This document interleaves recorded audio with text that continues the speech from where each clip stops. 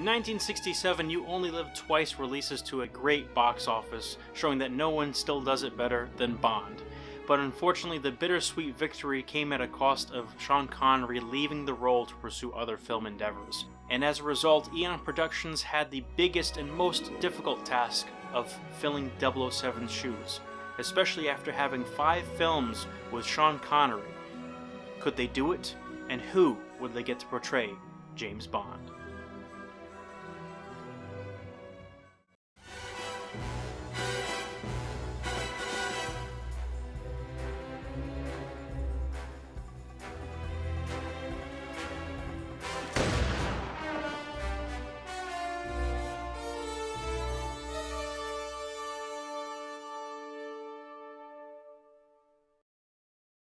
After deciding to finally adapt On Her Majesty's Secret Service, Eon Productions would find in a worldwide search their 007 replacement in George Lazenby. George Lazenby, of course, was an Australian model who had no acting experience, yet he bluffed his way into getting the role in one of the most unorthodox of auditions.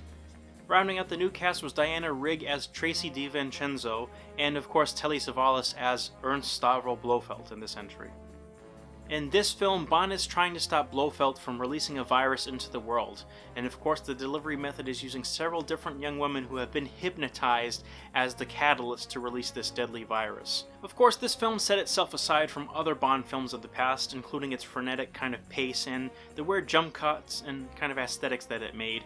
It definitely did have a different vibe, and in this one we didn't actually get any type of opening title song with lyrics, that is, but a good chunk of it was definitely made for a new, more action brawler Bond, and that's definitely what George Lazenby is. There is a new gun barrel scene with George Lazenby. The film actually does a slower reveal for him before actually showing his face and kind of what he has to offer for the role. And there's a huge subplot to the film which actually involves Bond falling in love with Tracy herself, showing that she is no ordinary Bond girl. That's all we have. You will find we need nothing more. After defeating Blofeld, Tracy and Bond get married, and in one of the most emotional scenes, we see Moneypenny and the other Bond mainstays waving him off into the sunset as he has seemingly left the spy life behind him. Tragedy strikes at the end, though, unfortunately, when Blofeld and his henchwoman drive by a pulled over Bond and Tracy, his newly married wife. As a result, she is killed in the drive-by, and we see a more vulnerable and emotional Bond as he holds his wife in one of the saddest endings of any Bond film. It's all right. It's quite all right, really. She's having a rest. We'll be going on soon.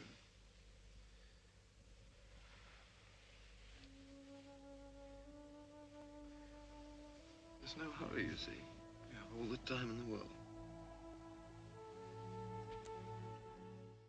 In one of the most poignant performances ever done by a James Bond actor, we see why James Bond is cold, calculated, and why he is so distant and disconnected to love. As in this film, the one person he actually truly loved and married is slain and taken from him.